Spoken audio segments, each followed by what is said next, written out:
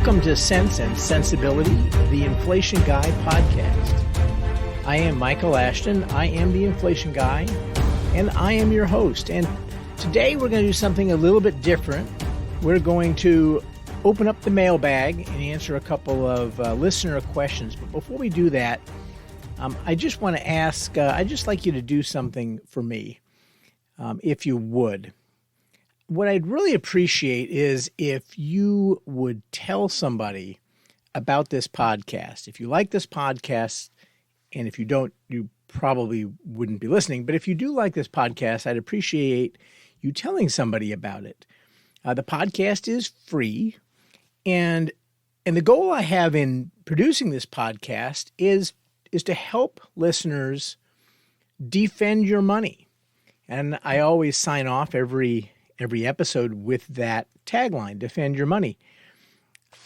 And so I hope we can do that. And in fact, obviously the reason I'm doing this is that I hope that some people will ask us to help them defend their money. And maybe you're a business owner and you have some sort of inflation leakage in your business. Inflation impacts product pricing decisions, input costs, competitive position, employee compensation, almost everything you do, almost any decision you make as a business owner involves an interaction with inflation that it didn't 2 years ago. And that's something that we do on a consulting basis is we act as inflation plumbers. I act as an inflation plumber and help people find those leaks. Or maybe you want our help in defending your money directly and helping you to manage your money. We have sort of some unique approaches, things that are a little bit different from the way other people do things. Obviously, I think about things differently from the way other people think about them. And so perhaps somebody who's out there listening could use a little bit of help, is thinking maybe your current investment management firm doesn't really think about inflation the right way, or maybe they've been saying it's nothing to worry about as you watch your money get eaten away by inflation. If so, and you want to entertain the idea of having a different investment management firm, maybe you go to enduringinvestments.com and initiate a conversation. But that's not what I'm asking today. All I'm asking from you is that you tell somebody about this podcast, because even if you are not directly interested in engaging us in a commercial kind of way, that's fine. It's still a free podcast. But I'd like you to help spread the word and help us find those people who do feel like a commercial relationship with some folks who think a little bit differently is worthwhile. So that's the advertisement for today. Now let's get on to opening the mailbag. Thanks, Mailbox. We just got a letter. We just got a letter. We just got a letter. We just got a letter. Wonder who it's from? Yes. Thank you, Steve. Thank you. That's Steve from Blues Clues, ladies and gentlemen, opening our mailbox today. Let's see. We've got a couple of questions about, hey, who would have thought, monetary policy in the Federal Reserve. Here's the first question. Is it true that when the Fed aims to reduce inflation by increasing the federal funds rate, the Fed is assuming that banks will lend less money and that the money multiplier works as an inverse function?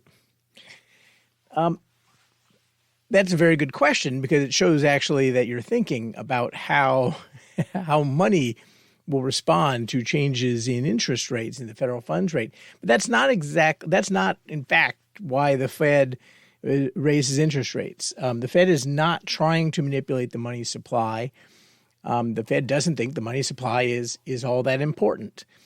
There are some within the Fed who still do, but there aren't very many. And so the main reason that the Federal Reserve increases interest rates, and you can hear them talk about it. They describe it in very clear terms that when they raise interest rates, they expect economic activity to slow.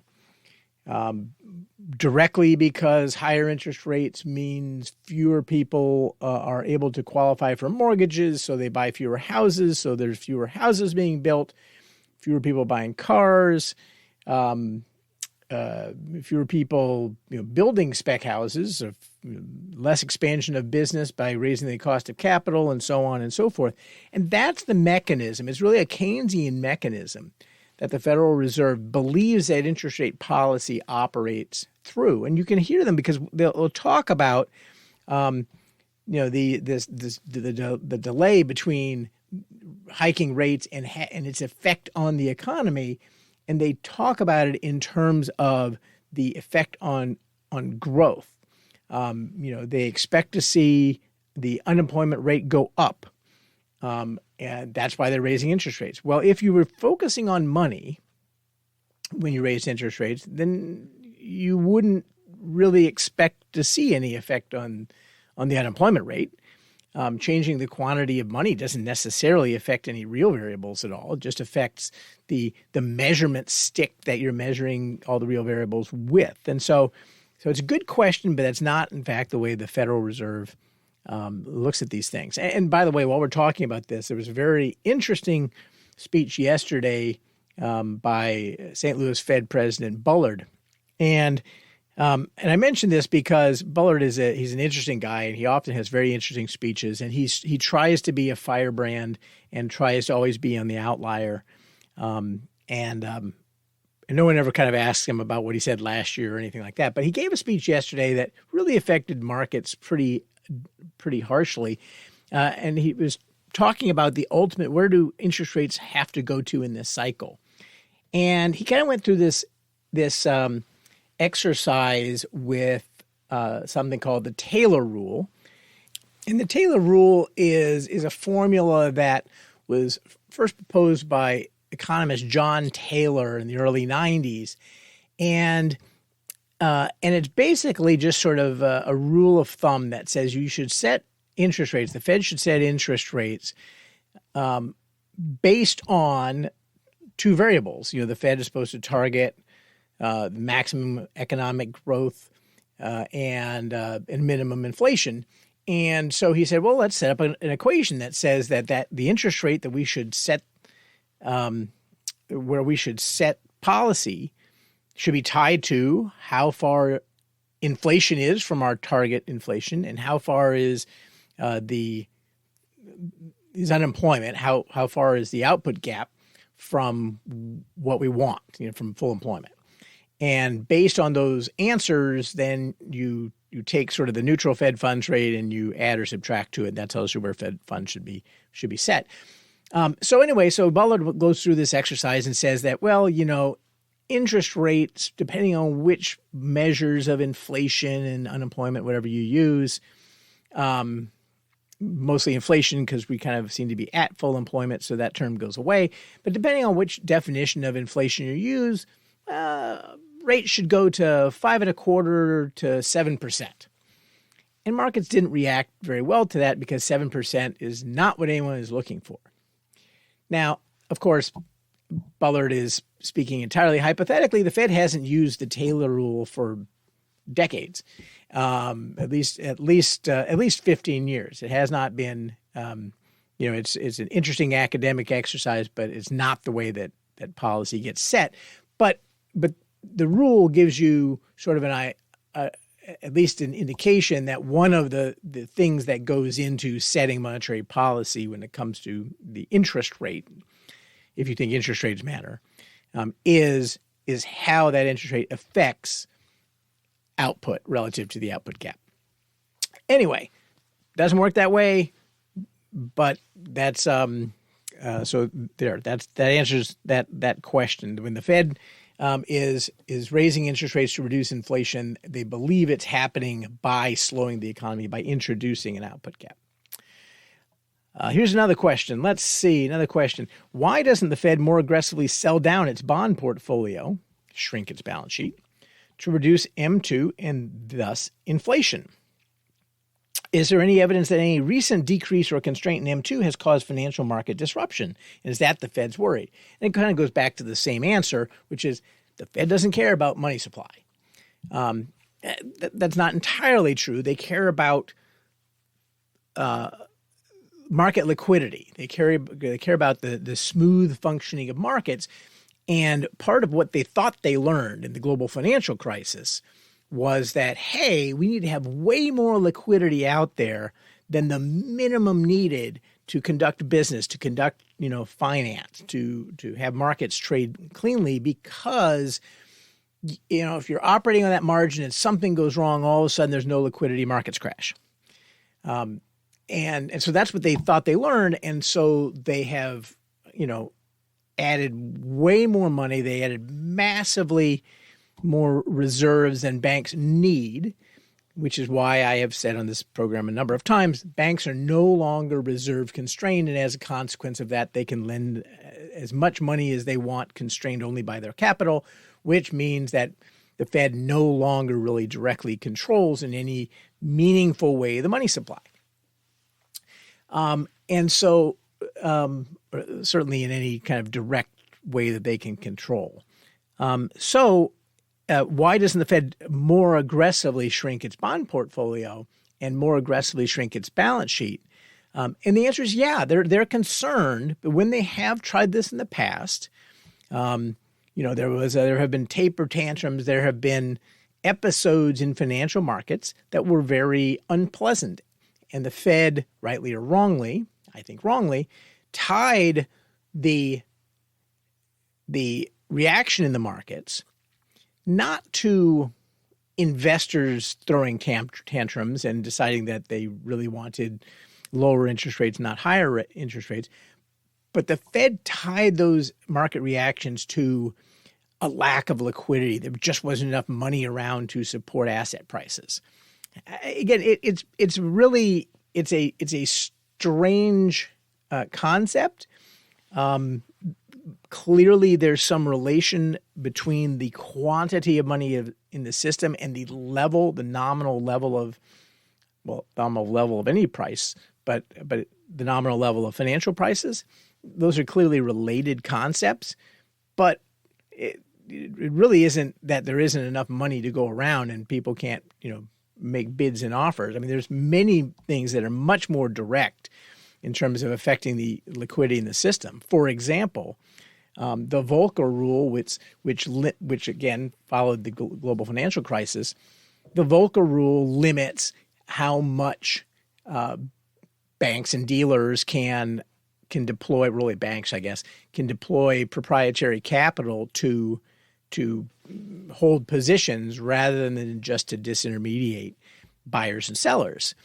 So they can't take as many prop positions. And the consequence of that is that when all of a sudden everybody is leaning one way, it used to be that banks or specialists on the New York Stock Exchange or whatever, the guys in the middle put their own capital at risk. And back before they were public banks, it was the J.P. Morgans of the world with their own personal capital, or the brothers Lehman, the partners of Goldman Sachs, put their actual money, their own personal money at risk to buy when everyone was selling and sell when everyone was buying, because it was in their own personal interest to calm everything down, right?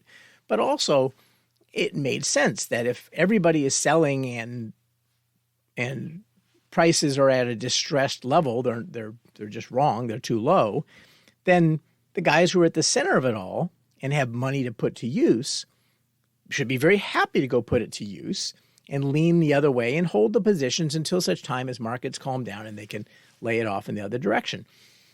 Now, this can't happen anymore to that degree for a couple of reasons. One of them is the Volcker rule that limits exactly how much banks can do. And another is the amount of leverage that banks and proprietary accounts are allowed to have. And so, and for that matter, that the amount of leverage they choose to have, which means that, you can go and buy when everyone else is selling, except that if they keep selling and the market keeps going down, then suddenly you're out of business. And so you can't just sort of stand there, draw a line in the sand unless you're totally unlevered and you don't care how long it takes for prices to get back. So in a levered world, which, by the way, is caused by more money in the system, not less money in the system. A more levered world is less is more volatile.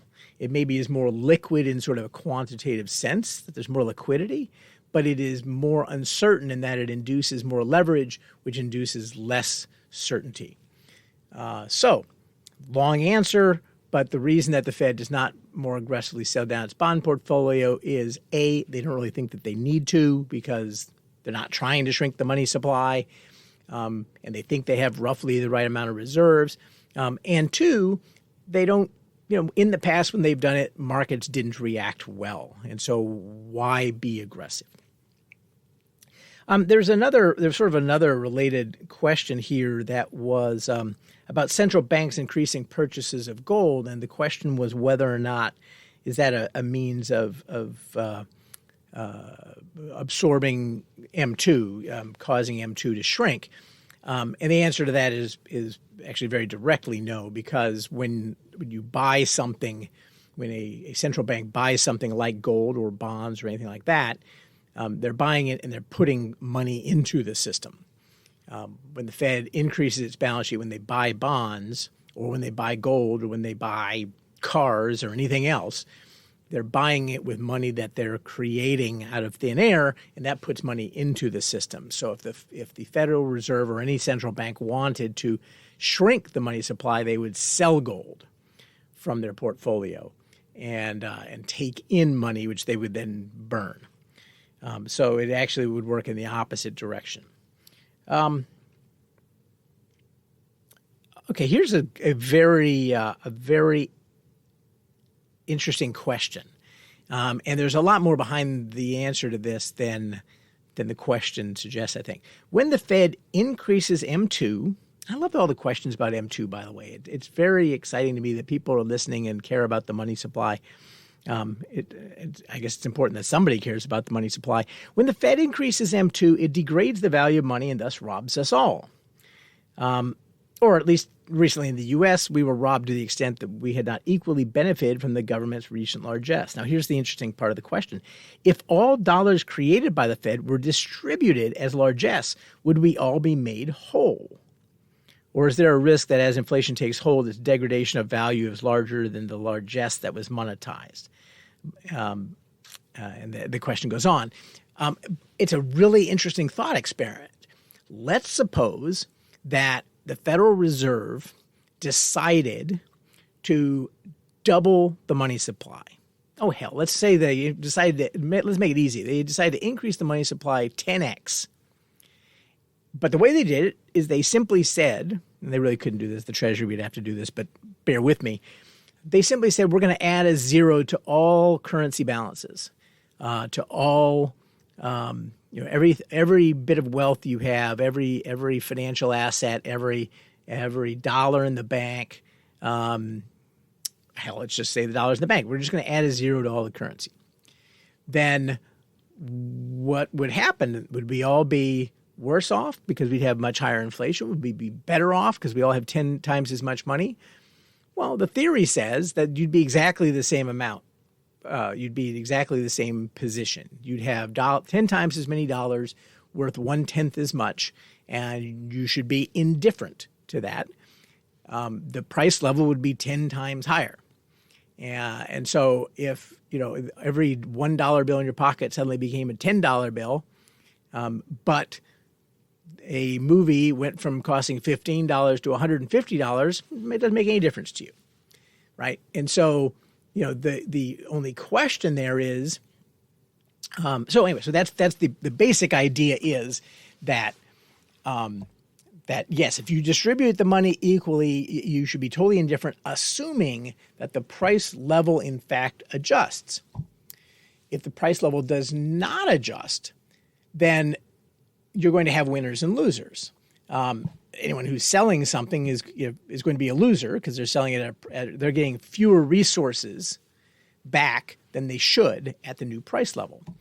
And there's some evidence that that's part of what happens when you have inflation. It's called money illusion.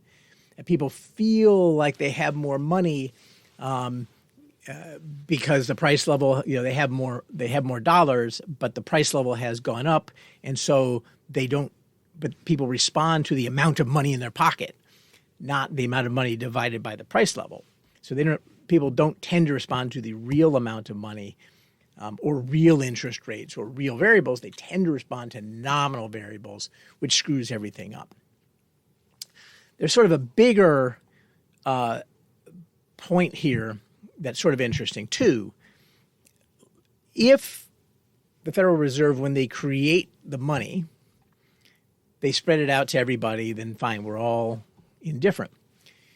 If instead, when they create the money, they send it to the government to spend, which is effectively what happens when they buy government bonds, then that makes all of us poorer, because all of the dollars in our pocket have all been, are now worth 1/10 as much, and somebody else has the money. That is effectively a tax. And in fact, it's, if the Federal Reserve were to essentially buy all the bonds that were being created, okay, the bonds have to be sold because the government runs a deficit, so they have to borrow the money. If instead of borrowing the money, they printed the money, okay, the net effect is exactly the same. Well, it's distributed differently, but the net effect is exactly the same as if you had taxed everybody. So there's two ways to balance the budget. Okay, one is you go and you tax everybody. Well, there's three ways. You could spend less, but let's suppose if you have the spending the same, then you can tax everybody and take the money and run a balanced budget. Or you can print the money and have a balanced budget. Okay, but the net result ends up being the same, other than it falls on different people. When you have inflation, you're taxing the poorest people. When you are running a progressive income tax, you're taxing the wealthiest people. But the net effect, if you're going to have, Friedman explains this a lot better than I do, but if you're going to end up having no deficit, one of those two ways, no actual deficit because you taxed, or no practical deficit because the amount of the deficit was funded by funny money, the net effect on society as a whole is the same. It's taxation, which of course then raises another interesting question, not in the mail at all, which is, and this is probably a whole episode on this up ahead. If, in fact, the Federal Reserve can effectively tax us, then why don't they get elected? I mean, that's taxation without representation, right? I suppose indirectly, we elect representatives. We elect a president who appoints Federal Reserve, appoints members to the Federal Reserve, who are then confirmed by the Senate. So I guess indirectly we are represented in that argument, but you could make an argument that people with the amount of power over really directly taxing us in a very